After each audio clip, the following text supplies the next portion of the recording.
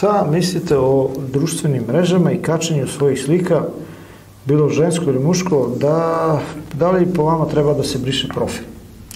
Pa ako će društvena mreža da služi za komunikaciju s drugim ljudima i za povezivanje, znam mnoge, na primer, ima specifično prezime. I onda on na internetu povezuje se sa rođacima sa specifičnim prezimom. Na primer, Koprivica, ima samo jedna familija Koprivica, nema 100 Koprivica, razumeš, svi su familije. I onda ti Koprivice se povežu između sebe. To je lepo.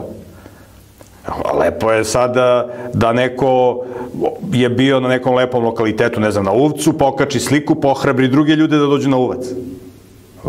Ali imaš ti i zloupotrebe društvenih mreža kada on se slika tamo pijan, pa ne znam, u kafani, sa nekim nemoralnim ženama i tako da. To je zloupotreba.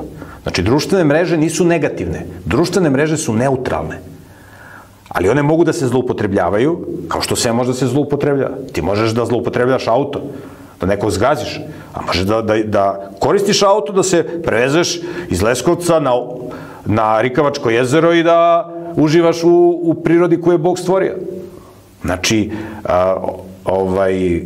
sve društvene mreže mogu da budu i od velike koristi i za biznis, i za upoznavanje sa drugim ljudima, i za komunikaciju s drugim ljudima, tako da društvene mreže ne treba ukidati, nego ih treba koristiti za dobro čoveka.